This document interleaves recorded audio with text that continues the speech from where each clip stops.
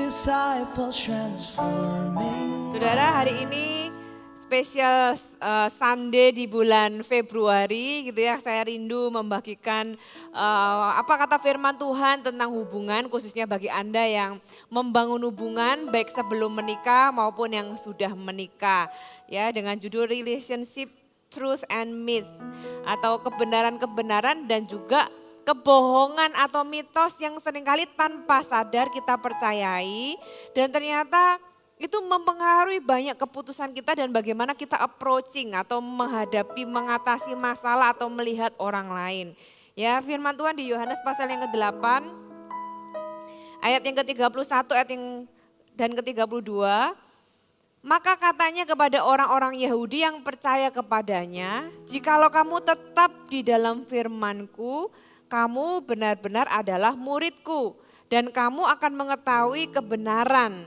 Dan kebenaran itu akan memerdekakan kamu. Kenapa firman Tuhan katakan ya kita harus tetap tinggal di dalam firman. Karena di dalam firman itu mengandung kebenaran. Kenapa kita perlu kebenaran? Karena kebenaran itulah yang bisa memerdekakan kita. Kenapa kok harus ada kata memerdekakan kita?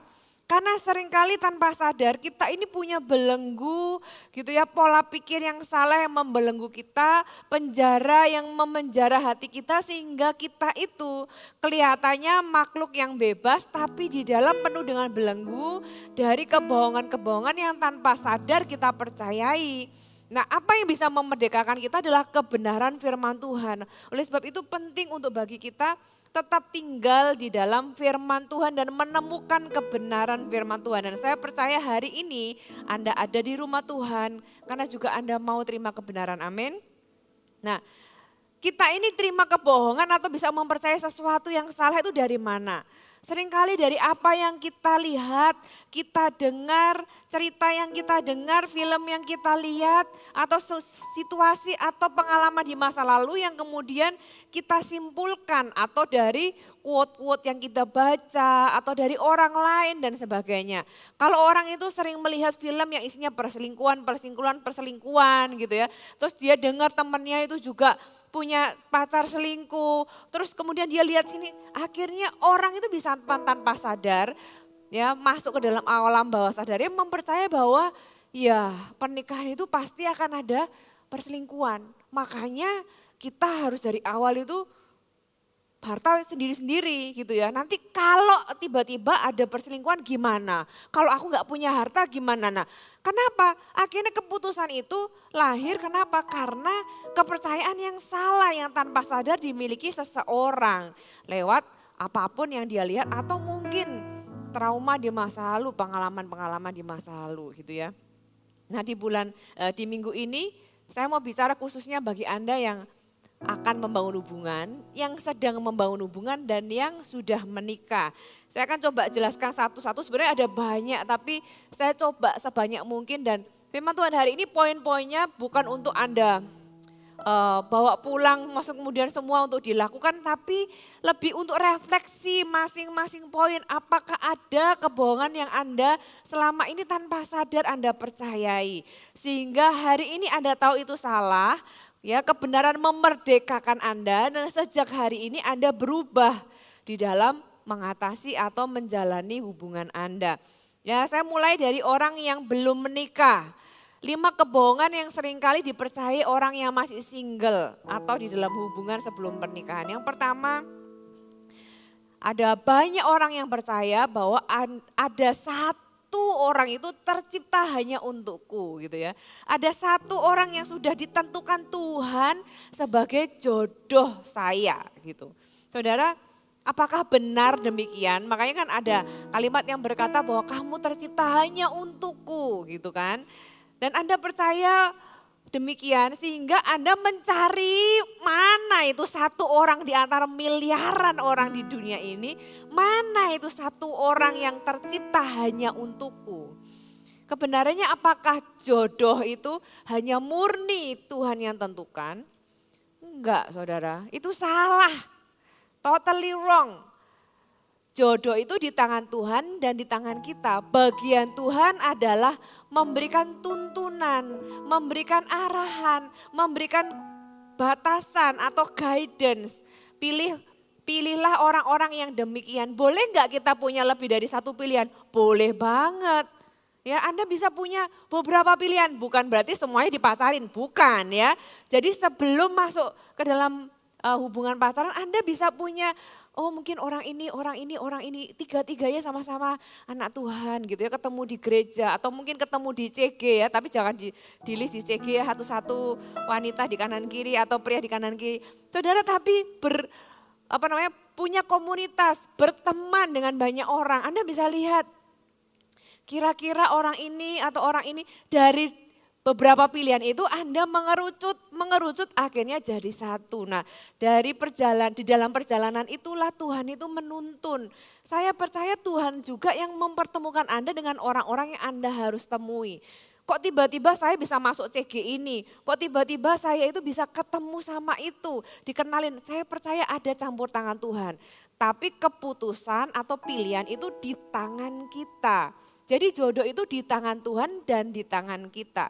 Tuhan memberikan kita guidance 2 Korintus 6 ayat 14. Janganlah kamu merupakan pasangan yang tidak seimbang dengan orang-orang yang tidak percaya.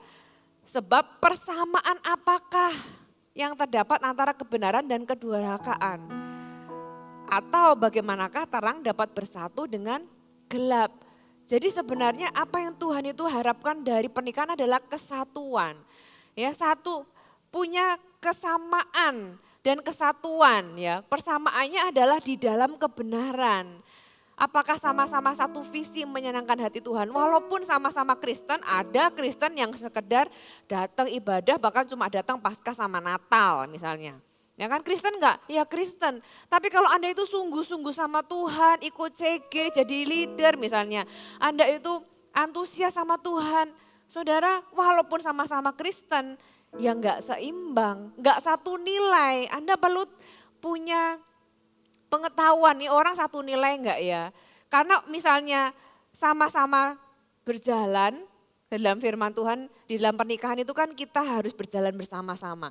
Nah kalau beda haluan, ya saudara, yang satu ketarik yang lain, yang biasanya yang lebih menarik adalah menjauhkan kita dari Tuhan. Nah makanya saudara temukan orang yang sama-sama bisa berjalan bersama Anda. Punya visi yang sama menyenangkan Tuhan, punya nilai yang sama tentang ibadah, gereja dan sebagainya. Kalau Anda ada dalam percakapan yang dalam dengan seseorang gitu ya.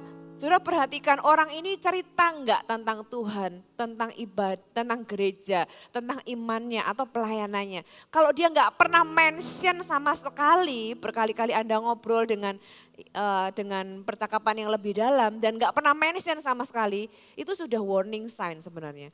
Kenapa? Karena orang itu akan membicarakan apa yang penting bagi dirinya. Kalau dia nggak pernah membicarakan Tuhan, nggak pernah sama sekali terucap di dalam mulutnya itu pembicaraan tentang Tuhan, tentang gereja, tentang apa yang dia hidupi secara rohani, berarti kerohanian itu nggak penting buat orang itu. Kira-kira gambarannya demikian. Kalau Anda sampai bertanya-tanya, ini orang sungguh-sungguh sama Tuhan nggak ya? Orang ini Kristen nggak sih? Orang ini ke gereja nggak? Berarti Anda harus tahu bahwa kerohanian buat orang ini tuh nggak penting. Sedangkan kalau Anda menganggap itu penting, Anda harus pertimbangkan.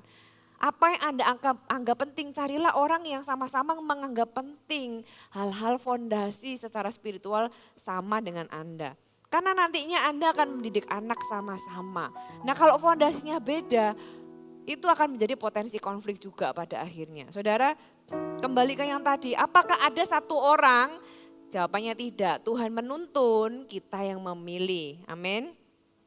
Yang kedua, yang seringkali jadi kebohongan yang dipercaya banyak orang adalah menikah adalah solusi untuk kesepian. Tidak, kesepian itu masalah hati. Ya, kesepian itu masalah dia nggak terkoneksi dengan siapapun. Orang bisa kesepian di tengah khalayak ramai. Orang bisa kesepian walaupun ada orang yang menemani gitu ya. Orang tetap bisa kesepian. Jadi menikah bukanlah solusi dari kesepian. Firman Tuhan di Kejadian 2 ayat 18. Tuhan Allah berfirman, tidak baik kalau manusia itu seorang diri saja. Aku akan menjadikan penolong baginya yang sepadan dengan dia. Firman Tuhan menulis seorang diri ini bukan lonely, tapi alone, seorang diri. Tapi Adam itu sudah fulfill dengan Tuhan ketika dia ketemu Hawa, makanya dia nggak menyadari kebutuhannya tentang orang lain sebenarnya si Adam ini. Malah Tuhan yang melihat bahwa nggak baik ini kalau Adam seorang diri. Bukan Adam yang minta awalnya. Tapi Tuhan melihat, karena Adam sudah fulfill, tapi Tuhan melihat bahwa akan lebih baik bagi Adam kalau ada seorang penolong baginya. Sehingga Tuhan ciptakan Hawa dan akhirnya Adam melihat bahwa itu ternyata oh iya ya, dia bisa memberikan nilai tambah di dalam kehidupannya. Tentang kesepian, kenapa orang itu bisa kesepian? Orang kesepian itu biasanya karena dimulai dengan rendah diri. Sehingga orang itu takut membangun hubungan dengan orang lain. Takut ditolak karena kekurangannya. Sehingga dia lebih menutup diri. Atau pernah ada kejadian di masa lalu sehingga dia menutup diri, gak bisa connect dengan orang lain. Sehingga dia nggak tahu bagaimana membangun hubungan atau lebih tepatnya takut membangun hubungan, gitu ya, takut ditolak, takut disakiti dan sebagainya. Akhirnya dia tinggal di dalam kotak kaca. Seolah-olah dekat tapi ternyata ada kaca yang membatasi. Saudara, kita perlu membereskannya di dalam sehingga kita nggak melihat bahwa pernikahan itu adalah sebuah solusi dari kesepian. Kesepian itu solusinya adalah kita temukan pemenuhan itu dari Tuhan. Karena manusia tidak pernah didesain untuk bisa memenuhi atau mengisi lubang dari kesepian orang lain. Saudara, isilah masa-masa lajang Anda, masa-masa single Anda dengan Tuhan. Saya percaya Tuhan tahu kebutuhan Anda. Anda akan menemukan orang yang tepat. Tapi bukan dengan cara mencarinya atau memenuhinya dengan cara menikah. Sudah bisa bayangkan orang yang kesepian dan berpikir menikah adalah solusi. Betapa demandingnya orang seperti ini. Karena dia akan menuntut pasangannya untuk memenuhi lubang di dalam hatinya. Jadi pernikahan bukanlah solusi dari kesepian. Tapi Tuhanlah solusi dari kesepian Anda. Amin. Yang ketiga yang seringkali banyak dipercaya orang dikatakan, dengan menikah aku akan bahagia. Enggak bahagialah waktu single. Saudara, single itu bukanlah sebuah kutukan ya. Atau bukanlah sebuah hukuman, no. Ya, single itu sebuah masa di mana Anda mempersiapkan diri dan dipersiapkan Tuhan untuk masuk ke dalam jenjang yang lebih lagi. Anda enggak bisa kalau Anda masuk ke dalam sebuah pernikahan dan dengan berpikir bahwa dengan menikah aku akan bahagia. Yang terjadi adalah Anda akan menuntut pasangan Anda untuk membahagiakan Anda. Ya, menikahlah dengan bahagia sehingga Anda bisa membahagiakan pasangan Anda. Orang yang gak bahagia akan sulit loh dibahagiakan. Pernah gak Anda melihat pasangannya itu sayang banget gitu ya. Pasangannya itu udah baik banget tapi pasangan yang dikasih itu tetap aja merasa gak bahagia. Tetap aja merasa gak dikasihi. Bisa gak? Ya bisa. Sehingga itu bukanlah sekali lagi jawabannya di dalam, oh kalau aku menikah aku akan bahagia. Saudara, menikahlah karena Anda bahagia di dalam kebahagiaan Anda. Dan Anda menikah bukan untuk menutupi, misalnya, wah kayak kelamaan single itu, kelamaan jomblo itu kayak aib. Enggak saudara ya, ada waktunya masing-masing orang, katakan amin ya. Jadi menikahlah karena Anda tahu bahwa Tuhan itu memang adalah kehendak Tuhan untuk orang itu menikah. Dan pernikahan itu sekali lagi bukan berarti kita nggak butuh orang lain ya. Wah udah fulfill sama Tuhan, nggak butuh orang lain. Enggak, Adam itu fulfill tapi Tuhan tetap bilang lebih baik ditambahkan seorang penolong yang sepadan. Supaya apa? Sebenarnya kenapa Hawa ditambahin ke Adam? Adam kan sebenarnya nggak butuh Hawa. Gitu ya, dia sudah fulfill sama Tuhan. Karena Tuhan melihat dengan adanya Hawa memberikan nilai tambah ke dalam kehidupan Adam. Kehendak Tuhan dalam kehidupan Adam itu akan semakin cepat terselesaikan. Akan semakin excellent terselesaikan karena ada yang menolong. Jadi pasangan kita itu bukanlah, jangan percaya kalau ada statement yang bilang you complete me, seolah-olah kita itu kosong setengah terus diisi lah. Anda kan nyedot punya orang lain itu namanya ya kan. Tapi yang ada adalah saudara menikahlah karena Anda tahu Anda itu fulfill di dalam Tuhan, Anda bahagia kemudian Anda menikah. Ya, berikutnya apa lagi? Mitos yang sering kebenaran yang salah atau mitos yang sering kali dipercaya banyak orang, kalau sudah pacaran lama ya harus menikah sama orang itu. Kalau Anda sudah yakin, segeralah menikah, jangan lama-lama. Malah saya bilang ya kan, ngapain pacaran lama-lama, terlalu banyak pencobaannya. Anda mencobai diri sendiri. Firman Tuhan aja bilang, jauhkan kami dari pencobaan ini ya kan. Jangan mencobai diri sendiri, pacaran jangan lama-lama. Tapi kalau sudah terlalu lama pacaran gitu ya, sudah belasan tahun. Kenapa sih orang bisa lama pacaran?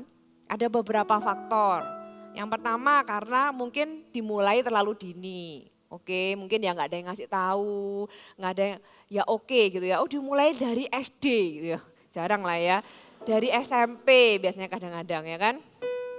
Jadi pacar kan jarang ya, pacar dari kapan? Dari SD itu kan ya jarang ya.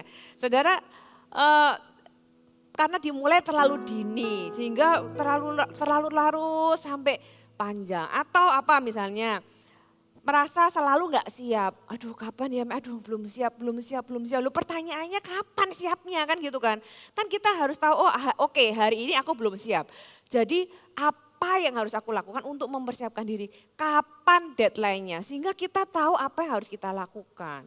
Kemudian apalagi yang bikin orang itu kadang lama, ada yang masih diperjuangkan. Ya, mungkin finansial, mungkin dukungan orang tua, atau mungkin ada hal yang lain.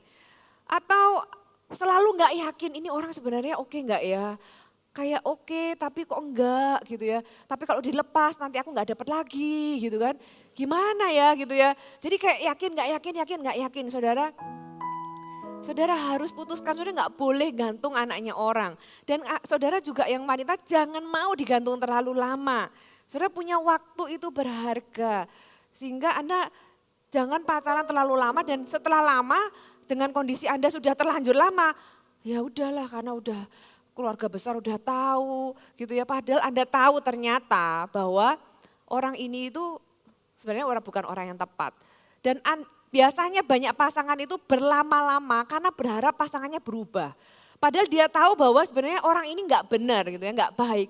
Tapi ya cobalah kasih waktu. Ya, siapa tahu dia berubah. Ya udahlah kasih waktu dan ternyata nggak berubah-berubah sampai kapan gitu kan. Nah Anda harus punya red flag di dalam pacaran atau membangun hubungan. Kalau Anda membangun hubungan, Anda harus punya red flag. Anda tahu red flag kalau Anda pergi ke pantai di Kuta, itu ada bendera-bendera merah di posisi-posisi tertentu yang kalau Anda berenang di area yang ada bendera merahnya itu Anda akan tenggelam.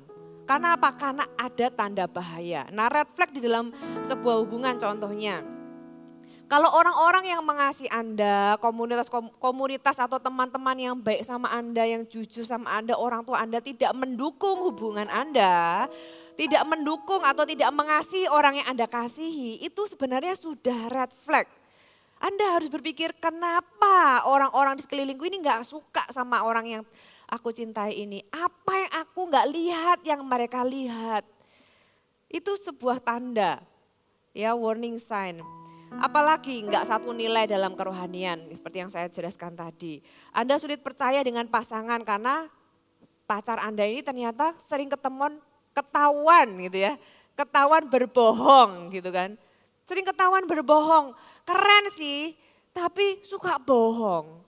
Ya kan? Lebih baik mana orang keren tapi suka bohong atau yang biasa-biasa tapi jujur. Ya lumayan lah ya, biasa-biasa gitu ya. Tapi jujur, tapi apa adanya. Saudara, mana? Anda harus tahu bahwa hubungan itu harus atas dasar trust. Kalau di dalam pacaran Anda nggak bisa menemukan bahwa orang ini bisa dipercaya. Ya what kind of relationship atau what kind of marriage, pernikahan apa yang Anda mau harapkan di depan nanti. Kalau misalnya Anda diperlakukan secara kasar, masih pacaran aja sudah dikata-katai, kebun binatang keluar semua gitu ya. Terus Anda sudah diperlakukan kasar secara fisik, saya bilang sama Anda jangan nunggu lama-lama, itu sudah red flag-nya itu sudah 2. Ya kalau Anda sudah diperlakukan kasar sebelum masuk pernikahan, sudah bisa bayangkan nanti setelah pernikahan seperti apa, malah double porsi. Jadi jangan karena ya udahlah kasih waktu nanti dia berubah, kasih waktu nanti dia berubah. Akhirnya Anda mengulur waktu dan hari ini Anda menemukan dia tidak berubah. Jangan menikah hanya karena Anda merasa ya aku sudah pacaran terlalu lama, gimana dong kalau putus nanti sungkan.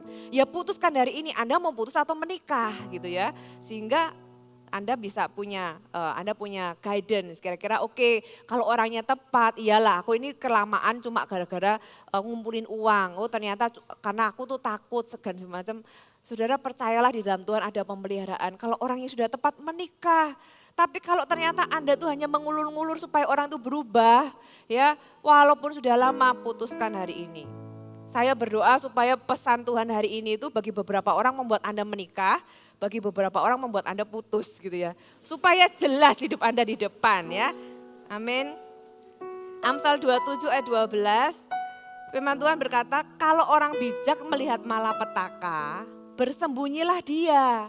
Kalau Anda tahu sudah banyak red flag di dalam hubungan Anda, menghindar, pergi. Tapi orang yang tidak berpengalaman, berjalan lalu kena celaka. Atau bahasa Inggrisnya dikatakan, sensible people will see trouble coming and avoid it, menghindarinya. But unthinking person will walk right into it and regret it later. Jadi menyesal kemudian. Ya, jangan nanti setelah menikah baru loh. Harusnya aku sudah memperhatikan banyak pernikahan hari ini yang Anda mengalami konflik yang enggak terselesaikan. Kalau Anda jujur, sebenarnya Anda sudah tahu kok waktu menikah. Anda sebenarnya waktu pacaran, Anda sebenarnya sudah, kalau Anda ingat-ingat, iya sih waktu pacaran itu sebenarnya sudah ada tanda-tandanya, tapi diabaikan. Ya bukan berarti terus nggak cocok putus, bukan. Tapi red flag ini sesuatu yang fundamental, yang sesuatu yang sangat fondasional gitu ya. Apakah orang itu bisa dipercaya enggak? Apakah orang itu satu kerohanian apa enggak? Apakah orangnya itu sampai bisa punya potensi mengancam nyawa enggak? Itu kan sangat basic, sangat fondasi ya. Saudara, pastikan bukan hanya karena pacaran lama dan sungkan kalau enggak diselesaikan. Hari ini selesaikan, kalau iya, kalau tidak ya. Semoga tahun ini lebih banyak pernikahan yang terjadi di Gereja Mawar Saron, amin. Yang kelima, menikah akan membuat masalah-masalah di pacaran terselesaikan. Siapa bilang ya kan? Siapa bilang? Enggak, ada orang yang nasihatnya berkata, udah nikah aja. Nanti kamu kalau sudah menikah itu hubungannya akan baik-baik saja kok. Apalagi kalau sudah punya anak, nanti akan beres. Yang terjadi malah sebaliknya saudara ya. Orang yang sudah sama-sama yakin ya, kalau sudah sama-sama yakin ya menikah adalah sebuah solusi. Tapi kalau ada isu yang belum terselesaikan, saudara perlu selesaikan. Itulah kenapa premarital counseling atau BPN itu sangat penting. Bagi kami gereja Tuhan, kami tahu bahwa hubungan Anda itu mempengaruhi banyak hal di dalam kehidupan Anda. Jadi hubungan-hubungan dalam hidup Anda itu sesuatu yang penting. Penting juga bagi kami, makanya gereja menyediakan mentor-mentor di dalam orang-orang yang mau menikah. Karena kami rindu Anda punya pernikahan itu yang bahagia, punya pernikahan itu yang bisa dinikmati, punya pernikahan itu yang manis. Dimulai ketika Anda ikut BPN itu enggak sekedar syarat gitu ya. Yaudah aku mau menikah, supaya diberkati syaratnya apa? Yaudah ikuti kelas, tapi hanya melihatnya sebagai syarat. Anda harus melihat bahwa itu sebuah pembekalan yang penting bagi pernikahan Anda nanti. Mentor-mentor itu akan menuntun Anda, yang membantu Anda, dan mereka nggak ada yang dibayar loh saudara. Anda pergi ke konseling bisa bayar, tapi di sini dengan pelayanan yang sungguh-sungguh mempersiapkan pernikahan Anda. Bahkan kami menyarankan gitu ya bagi Anda yang mau menikah mungkin jangan buru-buru ngebuk tempat dulu. Ya, nanti di PPN ada loh pasangan-pasangan itu yang ya konfliknya tuh sangat complicated, sudah sangat rumit. Isunya mau dibereskan satu-satu tapi nggak keburu. Pokoknya aku menikah bulan depan. Ya mentornya mau gimana lagi gitu ya. Tapi kasih ruang untuk mentor itu, bahkan ada yang mereka memberi ruang boleh nggak ditunda sebulan lagi. Karena kita harus bereskan ini dan sebagainya. Saudara, kalau Anda memberikan ruang dan Anda membereskan akan sangat worth it. Akan sangat layak gitu ya diperjuangkan untuk Anda menikmati pernikahan yang harmonis. Ya itu adalah hanya 5 sih dari mungkin bongon-bongon yang lain ya. Tapi setidaknya saya berdoa supaya Anda tidak masuk pernikahan dengan mindset yang salah. Dengan pikiran pola pikir yang salah. Ya, sekarang saya masuk ke dalam pernikahan. Apa yang bisa orang yang sudah menikah itu percayai sehingga itu bisa jadi potensi atau konflik yang berulang dan tidak terselesaikan. Saya catat ada 7 kebohongan di dalam pernikahan. Ya, yang pertama banyak orang itu berpikir atau percaya bahwa saya bisa mengubah pasangan saya. Kenapa pikiran itu bisa muncul? Karena kita berpikir masalah di pernikahan saya akan selesai kalau dia berubah. Kalau dia berubah ini nggak akan ada masalah. Asal dia berubah. Jadi kita fokus gimana cara mengubah pasangan gitu ya. Dan kita berpikir aku bisa mengubah pasangan. Saudara, itu adalah sebuah kebohongan. Tidak ada satupun manusia yang bisa mengubah manusia lainnya. Enggak ada saudara, Anda mau berusaha, ya orang itu dari berkomunikasi, dari mengkomunikasikan, sampai marah, sampai manipulasi gitu ya. Tujuannya supaya pasangan itu bisa berubah. Nah, Anda harus tahu bahwa tuntutan, paksaan, manipulasi itu tidak akan mengubah orang lain. Yang ada hanyalah Anda menjauhkan orang itu dari hidup Anda. Karena kebenarannya adalah hanya Tuhan yang bisa mengubah manusia. Hanya Tuhan yang bisa mengubah hati kita, yang membuat kita berubah. Nah, kalau kita sudah tahu sebuah kebenaran bahwa aku gak bisa mengubah pasanganku, apa yang harus kita lakukan? Saudara, ada satu jalan yang simple sebenarnya tapi seringkali diabaikan, doa. Doalah untuk 2 hal. Yang pertama, doalah untuk pasangan Anda. Walaupun Anda nggak bisa mengubah pasangan Anda, karena kita percaya Tuhan bisa mengubah pasangan kita bisa berdoa loh, Tuhan ubahkan dia. Jadikan dia orang yang rendah hati, jadikan pasanganku ini orang yang misalnya sayang sama aku. Tuhan jadi apapun yang menjadi keinginan Anda, firman Tuhan juga katakan serahkan semua keinginanmu di dalam doa, dalam permohonan dan ucapan syukur. Firman Tuhan di Yakobus 5 ayat 16b juga dikatakan doa orang benar jika dengan yakin didoakan sangat besar kuasanya. Dan doa ini bisa doa apa saja. Gitu ya, sesuatu yang memang kita tahu adalah kehendak Tuhan. Saya percaya perubahan yang baik pasangan kita juga adalah kehendak Tuhan. Kita bisa mendoakannya. Tapi ketika kita berdoa dan pasangan kita nggak berubah, ya Anda harus tahu bahwa jangan paksakan, jangan manipulasi, jangan menuntut gitu ya. Ketika Anda berdoa, yang berubah biasanya Anda dulu yang berdoa. Selain berdoa untuk pasangan Anda, berdoalah juga untuk diri Anda sendiri. Kalau Anda berubah, pasangan Anda juga akan berubah. Kenapa? Pernikahan yang lebih baik dimulai ketika Anda menjadi orang yang lebih baik. Kesalahan banyak orang adalah percaya bahwa pernikahan yang lebih baik dimulai ketika dia jadi orang yang lebih baik. Yang benar adalah pernikahan yang lebih baik dimulai ketika saya menjadi pribadi yang lebih baik. Jadi saudara kalau berdoa, berdoalah juga supaya Tuhan ubahkan saya. Gitu ya, kalau Anda dilukai, Anda tahu Anda terluka, Anda kecewa, Tuhan sembuhkan hati saya. Kalau hati Anda sembuh, Anda bisa mengasihi dengan lebih lega, dengan lebih baik. Berdoalah supaya Tuhan mengubah hati Anda, gitu ya. Tuhan mengubah cara Anda melihat masalah, mengubah cara Anda menghadapi masalah, mengubah kepercayaan diri Anda, membangun kepercayaan diri Anda sehingga Anda enggak lagi toleransi dengan perilaku yang abusive tapi bisa punya healthy boundaries. Berdoalah supaya Tuhan mengubah Anda menjadi orang yang lebih berserah gitu ya, tidak mudah mengkritik dan sebagainya. Berdoalah supaya Tuhan menyembuhkan hati Anda sehingga Anda juga bisa mengampuni orang lain. Berdoalah supaya Anda punya iman sehingga Anda bisa percaya untuk hal-hal yang sulit. Berdoalah untuk Anda berubah saudara, karena pernikahan yang lebih baik dimulai dari ketika saya menjadi pribadi yang lebih baik. Nah, mintalah Tuhan mengubah diri Anda, karena pertanyaannya adalah kalau pasangan Anda enggak berubah, apa yang akan Anda lakukan?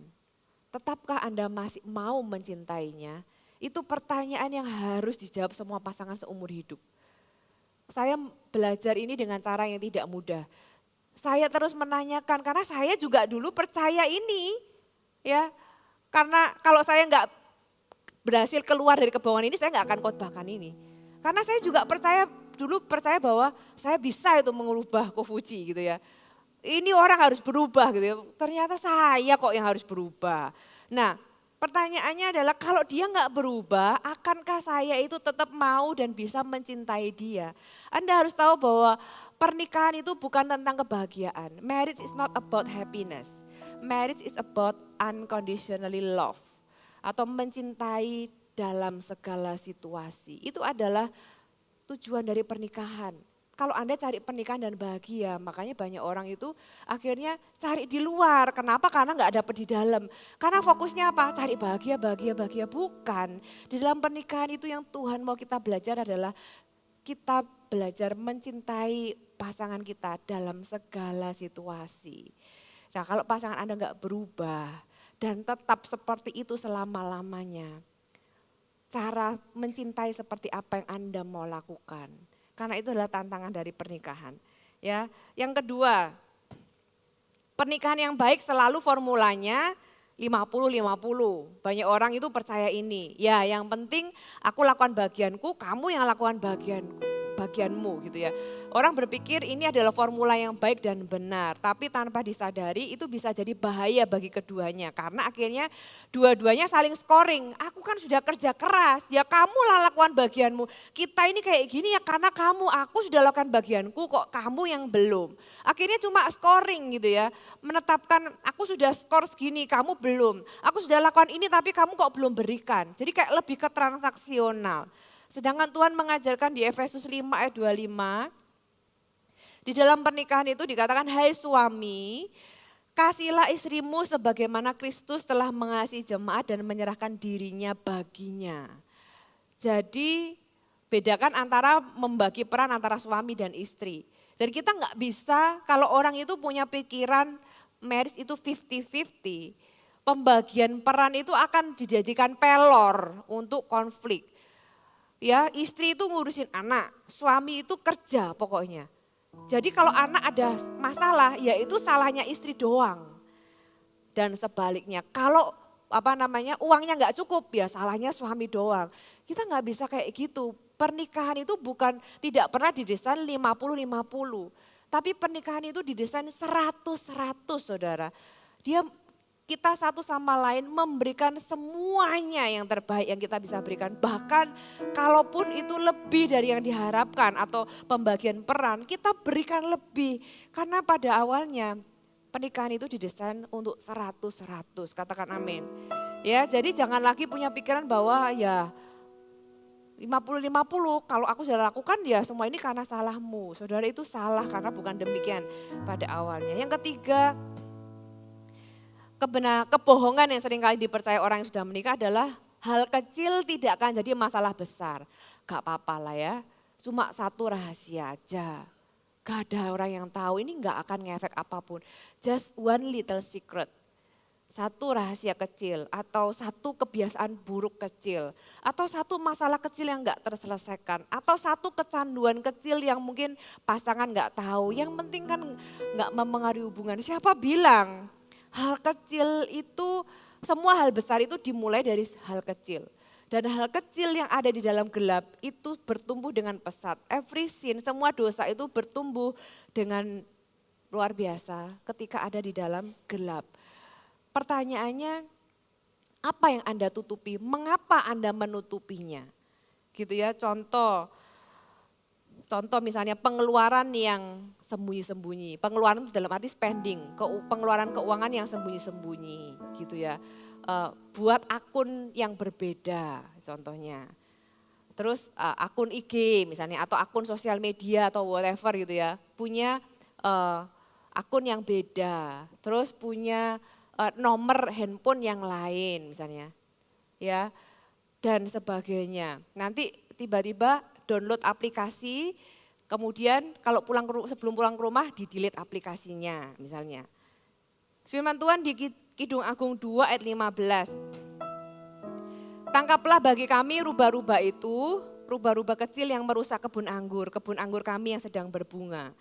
Firman Tuhan mengingatkan untuk menangkap rubah-rubah kecil yang lucu, yang kelihatannya tidak membahayakan. Tapi rubah-rubah itulah yang merusak kebun anggur. Bukanlah hal besar. Kita seringkali orang menuding dosa besar, ya pernikahanku hancur karena ketidaksetiaan. Ketidaksetiaan itu enggak terjadi tiba-tiba saudara. Enggak ada dalam semalam tiba-tiba orang itu berubah setia. Karena dia memelihara hal kecil-kecil yang dibiarkan. Dan firman Tuhan memberikan sebuah ilustrasi seperti rubah dan kebun anggur. Kebun anggur menggambarkan pernikahan. Rubah-rubah itu menggambarkan sesuatu yang kecil yang datang di malam hari. Makanya dosa itu berkembang pesat, berkembang dengan luar biasa di dalam kegelapan. Kenapa Anda itu menyimpan di dalam kegelapan? Sebelum pulang ke rumah delete chat. Ya chatnya beberapa orang di-delete gitu. Atau yaitu delete aplikasi dan sebagainya. Saudara, hal-hal yang kelihatannya kecil, yang pasangan nggak tahu dan kalau saudara pulang ke rumah dengan happy face dan menjadi suami atau istri yang kelihatannya mengasihi keluarga, tapi Anda tahu di dalam hati kecil Anda nggak demikian. Saudara, Anda memelihara sesuatu yang membahayakan. Tinggal tunggu waktu itu bisa jadi masalah yang besar. Kita perlu bereskan sejak kecil. Ya, banyak hal itu terjadi sudah terlanjur besar sehingga itu memakan pernikahan Anda tanpa sadar. Tahu-tahu sudah tidak berbuah lagi kebun anggurnya atau buahnya sudah habis. Jadikan Tuhan itu pusat di dalam kehidupan Anda sehingga Anda itu take care atau peduli terhadap hal-hal kecil. Ya, ketika ada konflik, jangan mengingat-ingat cerita Anda dengan orang lain di masa lalu. Ya, tiba-tiba ingat terus gak sengaja, mana ada gak sengaja. Ya buka IG-nya gitu ya, buka Facebook-nya misalnya. Gimana ya kabarnya sekarang? Ya, dengan alasan rohani supaya aku bisa mendoakan dia. Gak ada itu ya alasan seperti itu. Jangan membangkitkan sesuatu yang salah di masa lalu di dalam pernikahan Anda yang sekarang. Dan jangan anggap remeh hal-hal kecil yang Anda pikir itu gak akan bisa jadi masalah. Saudara, semua hal besar, masalah besar itu dimulai dari hal kecil. Jadi sebaiknya hal yang paling kecil pun Anda jangan kompromi. Kenapa? Karena Efesus pasal yang keempat, ayat yang ke-27 dikatakan, jangan beri kesempatan kepada iblis. Jangan kasih kesempatan. Anda bisa bayangkan kalau Anda punya rumah, Anda nggak kunci gitu ya. Udah tahu di luar itu udah ada pencuri yang menunggu. Kemudian Anda dengan nggak sengaja atau sengaja itu membuka jendela. Ya pasti Anda itu kalau Anda kecurian jangan salahkan pencurinya. Karena kita yang memberi kesempatan. Jadi jangan beri kesempatan bagi iblis di dalam pernikahan Anda. Jangan biarkan hal-hal yang sifatnya itu rahasia, gak boleh ketahuan, sesuatu yang Anda simpan di dalam gelap. Karena segala sesuatu itu pasti akan berkembang dan itu akan memakan manisnya pernikahan Anda. Ya, jadi jangan percaya kebohongan yang berkata, ini hal kecil, itu gak akan jadi masalah besar. One day Anda akan terkejut kalau itu sudah terlanjur besar dan Anda gak bisa lagi mengatasinya. Jadi dari hal yang kecil saudara harus segera bereskan. Apalagi mitos yang seringkali orang percaya. Ada banyak orang ya, ada beberapa orang lah mungkin yang mempercayai bahwa enggak ada itu pernikahan bahagia itu. Itu pernikahan bahagia cuma ada di fairy tale. Enggak ada di dunia ini pernikahan yang bahagia itu enggak ada. Khususnya bagi orang-orang yang mengalami luka hati, Anda dikecewakan dan Anda lihat orang-orang yang bahagia itu pasti pura-pura bahagia. Ada orang-orang yang percaya demikian. Kebenarannya ada enggak pernikahan yang bahagia? Ada. Mungkin enggak saya punya pernikahan yang bahagia? Sangat mungkin. Tapi seringkali definisi bahagia itu loh yang harus diluruskan lebih dulu. Karena banyak orang berpikir bahwa pernikahan yang bahagia itu adalah pernikahan yang tanpa konflik, pernikahan yang happy-happy selalu, ya kan kemana-mana gandengan tangan, ya liburan foto bersama gitu kan. Suami istri romantis, gak ada masalah anak, gak ada masalah pembantu, gak ada drama, gak ada. Saudara, itu unrealistic expectation gitu ya. Itu harapan yang sangat tidak realistis dan konsep yang totally wrong. sangat salah tentang apa arti bahagia. Kemungkinan besar orang yang berpikir bahwa nggak ada pernikahan yang bahagia. Jangan-jangan Anda itu ada dalam sebuah pernikahan yang bahagia. Kenapa? Karena kebahagiaan itu bukan berarti tidak ada konflik, bukan berarti nggak ada tantangan, bukan berarti nggak ada drama gitu kan. Tapi kebahagiaan itu terjadi malah ketika kita ada masalah, kita punya jalan keluar karena kita punya Tuhan. Ketika kita mengalami tantangan, kita punya kekuatan untuk kita melaluinya bersama dengan Tuhan. Ketika kita ada masalah dengan pasangan kita, ternyata kita berdua sama-sama akhirnya resolve, sama-sama mau minta maaf. Ya, walaupun mungkin takes time, ya mungkin ada waktu setiap pasangan beda-beda. Ternyata pasangan akhirnya mau minta maaf, mau menyelesaikan konflik. Itu bahagia loh saudara. Saudara harus tahu bahwa kebahagiaan itu bukanlah di angan-angan seperti di foto-foto. Ya iyalah orang itu pasti foto yang bagus-bagus. Mana ada orang lagi nangis-nangis di kamar mandi di foto terus di-post kan ya nggak ada. Yang ada ya fotonya yang lagi happy. Terus kita berpikir bahwa hidupnya itu selalu happy kayak gitu. Enggak, happy itu bukan sekedar, bukanlah feeling. Firman Tuhan itu kalau sudah baca, berbahagialah. Kalau bahasa Inggrisnya itu bukan happy, tapi bless. Itu sebuah kondisi hati yang fulfill, yang kita tahu walaupun kita punya tantangan, walaupun ada konflik, tapi kita tahu kita tuh punya Tuhan. Kita akan punya jalan keluar, kita punya kekuatan untuk menanggungnya. Saudara, itulah kebahagiaan. Jadi sebenarnya ada enggak pernikahan yang bahagia? Ada, dan Anda sangat mungkin karena pernikahan yang bahagia itu adalah sebuah pilihan yang kita bisa kerjakan. Amin. Yang berikutnya, minta bantuan untuk pernikahan itu adalah hal yang memalukan. Ada berapa banyak orang itu yang takut konseling atau takut minta pertolongan karena pernikahannya itu dalam kondisi yang kritis. Sudah gak bisa lagi terselesaikan secara suami istri. Saudara, kalau Anda tahu pernikahan Anda itu sudah di ujung tanduk, jangan malu minta pertolongan. Ya, jangan malu minta pertolongan, itu bukanlah hal yang memalukan. Bukanlah hal yang memalukan, saudara. Kalau Anda itu sudah hampir tenggelam, masa Anda malu minta tolong gitu loh, saudara. Saudara, bukanlah hal yang memalukan, tapi yang seringkali membuat orang itu tidak mau minta bantuan. Itu bukan karena malu, tapi lebih karena merasa nggak aman. Ya karena takut dipermalukan lebih tepatnya. Makanya saran saya bagi Anda suami istri, ya kalau Anda itu mau memperjuangkan pernikahan Anda, ya berikan pasangan Anda itu rasa aman. Seringkali banyak pria itu takut diajak konseling sama istrinya, ya kenapa? Karena suaminya itu nggak mau ketemu sama pendeta, nggak mau ketemu sama konselor. Karena kalau nanti ketemu sama konselor, sama pendeta, istrinya itu pasti menjelekkan dia. Makanya dia nggak mau. Pasti istriku ini akan ngomongin jelek-jelek tentang aku. Suamiku ini begini-begini, pastor, suamiku ini ya dia tuh begitu-begini. Itu sebenarnya kembali ke yang nomor satu sih. Banyak orang itu berpikir konseling itu adalah cara mengubah pasangan kita gitu loh. Padahal konseling itu tujuannya untuk menyelamatkan. Karena kita konsepnya berpikir bahwa pernikahanku ini akan terselamatkan kalau dia berubah. Nah itu yang salah. Dimulai dari kita, kalau Anda konseling, kalau Anda itu cari bantuan, itu untuk diri Anda. Apa yang aku bisa berubah, apa yang saya bisa perbaiki. Bukan apa yang dia bisa ubah. Tuh, pastor tolongin dong. Anda memakai konseling untuk menggunakannya untuk mengubah pasangan Anda. Meminta tolong pastor untuk mengatakan kepada pasangan Anda apa yang selama ini Anda katakan tapi Anda gagal. Makanya Anda minta tolong orang lain, bukannya mengubah diri Anda tapi fokusnya tetap untuk mengubah pasangan Anda. Saudara, itulah kenapa banyak pasangan atau banyak pria-pria itu gak mau konseling. Tapi kalau Anda itu fokus kepada diri sendiri, Anda mau berubah.